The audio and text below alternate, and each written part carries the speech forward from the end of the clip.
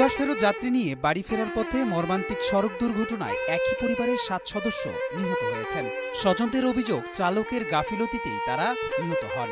মাইক্রোবাসের দরজাগুলো লক করা থাকায় নারী ও শিশুরা গাড়ি থেকে বের হতে পারেননি। তবে চালক তার পাশের দরজা খুলে পালিয়ে যান।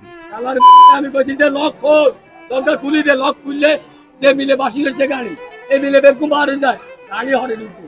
জানা যায়, ঢাকার শাহজালাল আন্তর্জাতিক বিমানবন্দর থেকে ওমান প্রবাসী বাহারউদ্দিনকে একটি মাইক্রোবাসে করে নিয়ে পরিবারের ১১ জন সদস্য লক্ষ্মীপুরের চন্দ্রগঞ্জ থানাধীন পশ্চিম চৌপল্লী এলাকার নিজ বাড়িতে ফিরছিলেন। পথে বেগমগঞ্জ উপজেলার কন্ট্রাক্টর পোল এলাকায় পৌঁছালে মাইক্রোবাসটি নিয়ন্ত্রণ হারিয়ে সড়কের পাশের একটি খালে পড়ে যায়। এ ঘটনায় বেঁচে যাওয়া প্রবাসী বাহারউদ্দিন জানান, গাড়ির চালক বারবার ঘুমিয়ে পড়ছিলেন।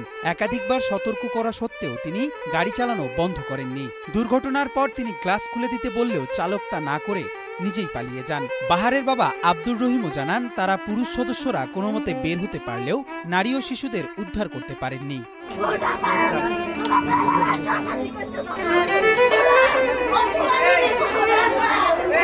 দুর্ঘটনার খবর পেয়ে ফায়ার সার্ভিস ও চন্দ্রগঞ্জ হাইওয়ে পুলিশ দ্রুত ঘটনাস্থলে পৌঁছে মাইক্রোবাস ও নিহতদের মরদেহ উদ্ধার করে। এ ঘটনায় নিহতদের বাড়িতে এখন শোকের মাতম চলছে এবং স্বজনদের আহাজারিতে পুরো এলাকায় শোকের ছায়া নেমে এসেছে। কবির চৌধুরী, ডেস্ক রিপোর্ট, মাই টিভি।